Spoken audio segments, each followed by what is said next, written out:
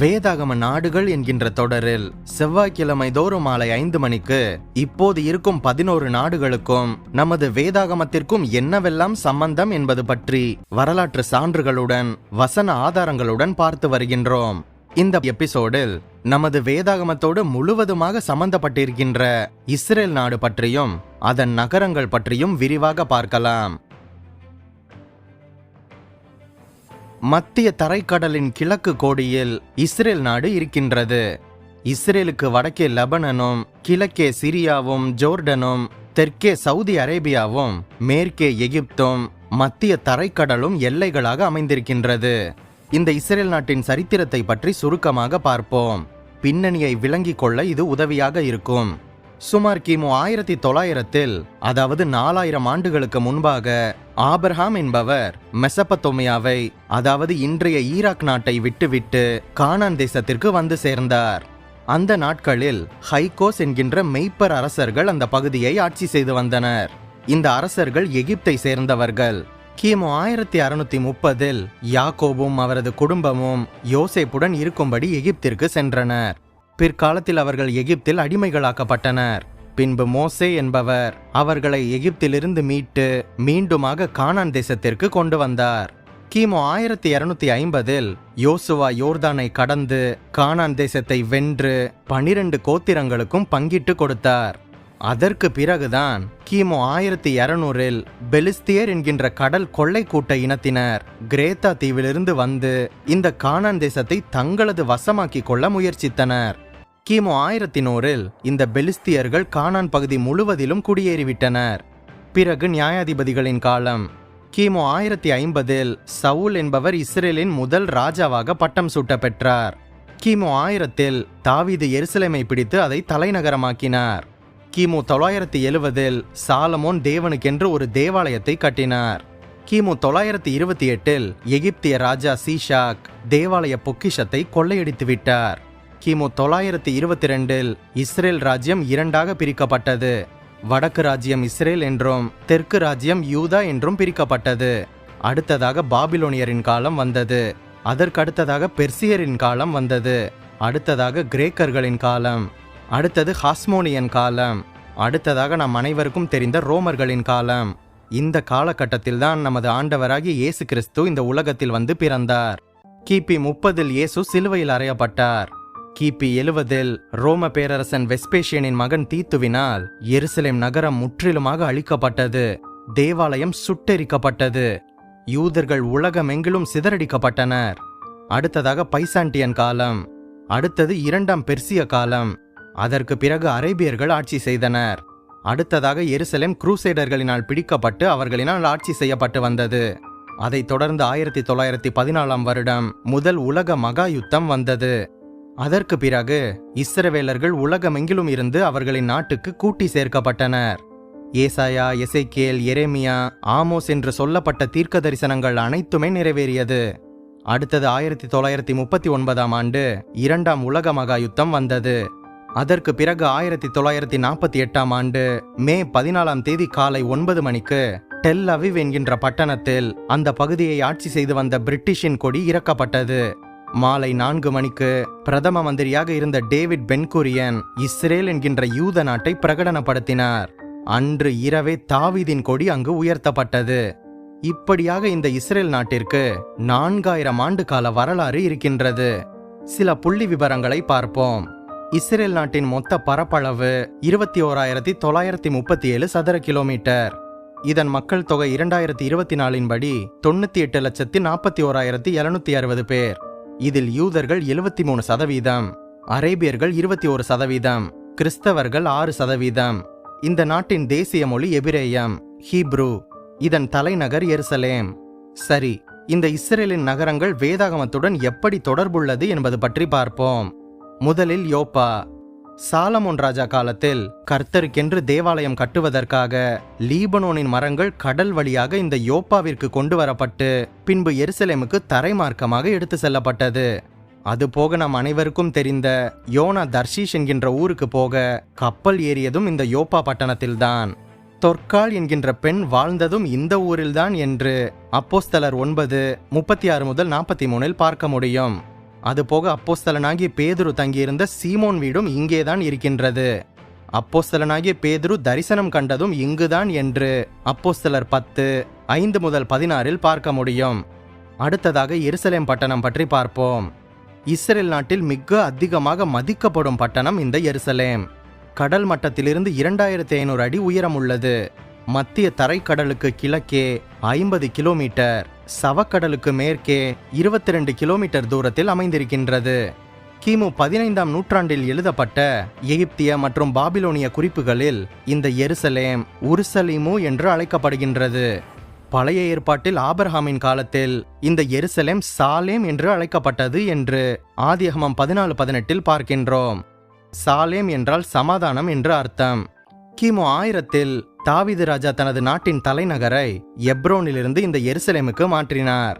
பின்பு மோரியா மலைக்கு உடன்படிக்கை பெட்டியை கொண்டு வந்தார். அதுபோக சாலமோன் ராஜா இங்கேதான் தேவாலயத்தை கட்டினார் என்பது குறிப்பிடத்தக்கது. கிபி 70 இது ரோம பேரரசன் மகன் தீத்துவினால் முற்றிலுமாக அழிக்கப்பட்டது. இந்த சாலமோன் கட்டிய தேவாலயம் எப்படி அழிந்தது என்கின்ற வீடியோ லிங்க் டிஸ்கிரிப்ஷனில் உள்ளது. பார்க்காதவர்கள் பின்னர் பார்த்து கொள்ளுங்கள். இன்றைக்கு நாம் இஸ்ரேலுக்கு சென்றால் அங்கிருக்கின்ற எருசலேமில் பழைய எருசலேம் மற்றும் புதிய எருசலேம் என்று 2 பகுதிகள் இருக்கின்றது. எருசலேம் பற்றிய வரலாற்று வீடியோ லிங்கும் டிஸ்கிரிப்ஷனில் உள்ளது. பார்க்காதவர்கள் பின்னர் பார்த்து கொள்ளுங்கள். சரி, பழைய எருசலேம் பற்றி பார்ப்போம். பழைய எருசலேமை சுற்றியுள்ள ஒரு கோட்டை சுவர் 1018 மீட்டர் நீளமுடையது. இந்த கோட்டை சுவரின் உயரம் சுமார் 12 மீட்டர், கனம் 2.5 மீட்டர். தற்போதுள்ள இந்த கோட்டை சுவர் சுலைமான் த மேக்னிஃபிஷன்ட் என்கின்ற முஸ்லிம் அரசனினால் கிபி 1542 கட்டப்பட்டது. இந்த கோட்டை சுவற்றை சுற்றிலும் 34 கோபுரங்களும் 8 வாசல்களும் இருக்கின்றது. இந்த 8 வாசல்கள் பற்றி நமது பழைய ஏற்பாட்டிலேயே நாம் பார்க்க முடியும். முதலாவதாக தமஸ்கு வாசல், தமஸ்கு பட்டணத்திற்கு செல்லும் பாதை ஆரம்பமாகின்ற இடம். அடுத்ததாக புதுவாசல். மூன்றாவதாக யோப்பா வாசல், யோப்பா பட்டணத்திற்கு செல்லும் பாதை ஆரம்பமாகும் இடம் இது. நான்காவதாக சீயோன் வாசல், சீயோன் மலைக்கு செல்லும் வழி இது. ஐந்தாவதாக குப்பைமேட்டு வாசல், இது புலம்பல் சுவருக்கு பக்கம் இருக்கின்றது. ஆறாவதாக தங்க வாசல். எசேக்கியேல் 44:1-4 இது கிழக்கு வாசல் என்றும் அதிபதிக்கு மட்டும்தான் உரியது என்றும் கூறப்பட்டிருக்கின்றது. உங்களுக்கு ஒரு விஷயம் தெரியுமா? இந்த வாசல் பல நூற்றாண்டுகளாக அடைக்கப்பட்டிருக்கின்றது. மேசியா வரும்போது இந்த வாசல் வழியாகத்தான் தேவாலயத்திற்கு செல்வார் என்று இன்றும் கூட மக்கள் நம்பிக்கொண்டிருக்கின்றனர். ஏழாவதாக சிங்க வாசல், ஆட்டு வாசல் மற்றும் ஸ்தேவான் வாசல். இந்த வாசல் முன்பாகத்தான் ஸ்தேவான் கல்லெறிந்து கொல்லப்பட்டார். சிங்கங்களின் உருவம் பொறிக்கப்பட்டுள்ளபடியினால் இது சிங்கவாசல் என்றும் அழைக்கப்படுகின்றது. 1967 தேவாலய பகுதியை பிடிப்பதற்காக இஸ்ரேலின் சேனை இந்த வாசல் வழியாகத்தான் நுழைந்தது. இஸ்ரேலின் இராணுவம் இதை பிடிக்கும் வரை இந்த தேவாலய பகுதி முஸ்லிம்களின் வசம் இருந்தது என்பது குறிப்பிடத்தக்கது. எட்டாவதாக ஏரோது வாசல். இந்த வாசலின் பாதைகளும் இங்கு இருக்கின்ற கட்டிடங்களும் மிக மிக பழமையானவை. ஒரு சில இடங்களை மட்டும் புதுப்பித்து இப்போது மீண்டுமாக கட்டியிருக்கின்றனர். அடுத்ததாக எருசலேம் தேவாலயம் பற்றி பார்ப்போம். ஸ்தேவான் வாசல் வழியாக நாம் பழைய எருசலேமுக்குள் நுழைய முடியும். அதற்கு இடதுபுறம் இருப்பதுதான் இந்த தேவாலயம் இருந்த இடம். பழைய ஏற்பாட்டில் ஆபிரகாம் தனது மகனை தேவனுக்காக பலியிட சென்றார் அல்லவா? அந்த மோரியா மலை இருந்ததும் இந்த இடம்தான். ஆனால் இப்போது இந்த இடத்தில் இருப்பது த டோம் ஆஃப் த ராக் என்கின்ற முஸ்லிம் பள்ளிவாசல். இதற்குள் தான் ஆபிரகாம் ஈசாக்கை பலியிட்ட பாறை இருக்கின்றது. இந்த மசூதி கிபி 691 அப்துல் மாலிக் என்கின்ற அரசனினால் கட்டப்பட்டது.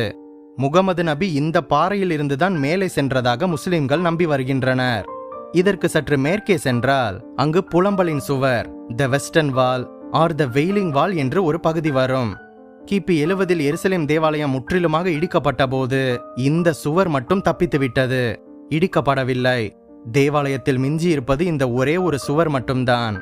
யூதர்கள் இப்பொழுதும் கூட இந்த இடத்தில் நின்று, மேசியாவே சீக்கிரம் எங்களுக்காக வாரும் என்று தினமும் புலம்பிக் கொண்டுதான் இருக்கின்றனர். இந்த சுவர் 200 அடி நீளமும் 60 அடி உயரமும் உள்ளது. ஒவ்வொரு கல்லும் 16.5 அடி நீளம், 13 அடி அகலம் உள்ளது. அடுத்ததாக பெதஸ்தா குளம் பற்றி பார்ப்போம். ஸ்தேவான் வாசலுக்குள் நுழைந்தவுடன் வலது புறத்தில் பெதஸ்தா குளம் வரும். இந்த இடத்தில்தான் ஆண்டவராகிய இயேசு கிறிஸ்து 38 வருடம் வியாதியாக இருந்தவரை குணமாக்கினார் என்று யோவான் 5:2-15 பார்க்க முடியும். ஆனால் இன்று இந்த பெதஸ்தா குளம் ஒரு கிணறின் அளவில் தான் இருக்கின்றது. அடுத்ததாக நாம் பார்க்கவிருப்பது ஒலிவமலை. ஆண்டவராகிய இயேசு கிறிஸ்து அநேக முறை இந்த ஒலிவமலையிலிருந்து தமது சீஷர்களுக்கு போதனை கொடுத்தார். இந்த மலையின் அடிவாரத்தில்தான் கெத்சமனே தோட்டம் இருக்கின்றது. இயேசுவும் அவரது சீஷர்களும் அடிக்கடி ஜெபிக்க சென்ற இடமும் இதுதான். இன்றும் கூட பலர் இந்த இடத்திற்கு சென்று ஊக்கமாக ஜெபிப்பதுண்டு. இன்றும் கூட இந்த ஒலிவமலையில் பல ஒலிவ மரங்களை நாம் பார்க்க முடியும். இந்த ஒலிவ மலையில் இருந்துதான் இயேசு பரமேறி சென்றார் என்பது குறிப்பிடத்தக்கது. இதற்கான ஞாபகமாக டோம் ஆஃப் த அசன்ஷன் என்று ஒன்று அங்கு கட்டப்பட்டிருக்கின்றது. அதுபோக இயேசு தனது சீஷர்களுக்கு பரமண்டல ஜபத்தை கற்றுக் கொடுத்த இடமும் இந்த மலையில்தான் இருக்கின்றது. அந்த இடத்தில் ஒரு ஆலயம் கட்டப்பட்டிருக்கின்றது. அதற்கு பெயர் த சர்ச் ஆஃப் த பேட்டர்நாஸ்டர். இந்த சபையில் பரமண்டல ஜபம் 60 மொழிகளில் கல்வெட்டினால் எழுதப்பட்டிருக்கின்றது. இந்த ஒலிவமலை அடிவாரத்தில் யூதர்களுடைய ஒரு கல்லறை தோட்டம் ஒன்று இருக்கின்றது. மேசியா ஒலிவமலையில் இறங்கி தங்க வாசல் வழியாக தேவாலயத்திற்கு செல்வார். அப்போது மரித்த பரிசுத்தவான்கள் உயிர்த்து அவருடன் செல்வார்கள். இப்படியாக வேதாகமம் சொல்வதினால் இந்த ஒலிவமலையில் உள்ள கல்லறை தோட்டத்தில் நாம் அடக்கம் பண்ணப்பட்டால் நமக்கு உயிர்த்தெழுதலில் முதல் பங்கு கிடைக்கும் என்று யூதர்கள் நம்பிக்கொண்டிருக்கின்றனர். இந்த ஒலிவமலை அடிவாரத்தில் ஒருவரை புதைக்க வேண்டும் என்றால் மிக மிக அதிகமாக பணம் கொடுக்க வேண்டும் என்பது குறிப்பிடத்தக்கது. அடுத்ததாக சீயோன் பற்றி பார்ப்போம். இந்த சீயோனில்தான் தாவீது ராஜாவின் கல்லறை இருக்கின்றது. இயேசு தமது சீஷர்களோடு கூட பஸ்கா ஆசரித்த மேல் மாடியும் இங்குதான் இருக்கின்றது. அதுபோக பெந்தகோஸ்தே என்கின்ற நாளில் சீஷர்கள் கூடி ஜெபித்த போது பரிசுத்த ஆவியானவர் ஊற்றப்பட்ட மேல் மாடியும் இதுதான் என்று கூறப்படுகின்றது. அடுத்ததாக சீலோவாம் குளம். சீயோனிலிருந்து தென்கிழக்கில் சீலோவாம் குளம் இருக்கின்றது. இயேசு ஒரு குருடனை பார்த்து சீலோவாம் குளத்தில் கழுவு என்று கூறினார் அல்லவா? கீழ்ப்படிந்து சென்ற அந்த குருடன் பார்வையடைந்தவனாக திரும்பி வந்ததை நாம் பார்க்கின்றோம். அடுத்ததாக கல்வாரி எனப்பட்ட கொல்கதா பற்றி பார்ப்போம். மண்டை ஓடு போல தோற்றமளிக்கின்றதல்லவா? இதுதான் கொல்கதா மற்றும் கல்வாரி என்று அழைக்கப்படுகின்றது. ஆம், நமது ஆண்டவராகிய இயேசு கிறிஸ்து சிலுவையில் அறையப்பட்டது இந்த இடம்தான். இதற்கு அருகாமையில் உள்ள இந்த குகை போன்ற கல்லறையில்தான் இயேசு கிறிஸ்துவின் சரீரம் வைக்கப்பட்டிருந்ததாக கூறப்படுகின்றது. இந்த கல்லறைக்குள்ளே எழுதியிருப்பது "He is not here, he is risen" என்று எழுதியிருக்கின்றது. அவர் இங்கே இல்லை, உயிர்த்தெழுந்தார் என்று எழுதப்பட்டிருக்கின்றது. இந்த உலகத்தில் புகழ்பெற்ற அநேகரின் கல்லறைகள் இருக்கின்றது. ஆனால் நமது ஆண்டவரும் இரட்சகரும் மீட்பருமாகிய இயேசு கிறிஸ்துவின் கல்லறை ஒன்று மட்டும்தான் திறந்த கல்லறையாக தனி சிறப்புடன் இன்றும் கூட திகழ்ந்து வருகின்றது. இத்தோடு இந்த பதிவை முடிக்கின்றேன். அடுத்த வாரம் செவ்வாய் மாலை 5 மணிக்கு இஸ்ரேல் தேசத்தில் மீதி இருக்கின்ற 15 பட்டணங்கள் பற்றி பார்ப்போம். நீங்கள் ஆசீர்வதிக்கப்பட்டவர்கள். நம் பைபிள் விஸ்டம் தமிழ் சேனலுக்கு உங்களால் முடிந்த உதவியை செய்யுங்கள். இந்த வீடியோவையும் நமது சேனலையும் உங்கள் கிறிஸ்தவ நண்பர்களுக்கு அறிமுகம் செய்யுங்கள்.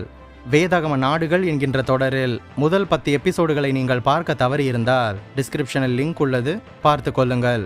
மேலும் பல வேதாகம தகவல்களையும் சத்தியத்தையும் அறிய நம் சேனல் பிளேலிஸ்ட் பக்கத்திற்கு சென்று மற்ற வீடியோக்களையும் பாருங்கள். நீங்கள் ஆசீர்வதிக்கப்பட்டவர்கள்.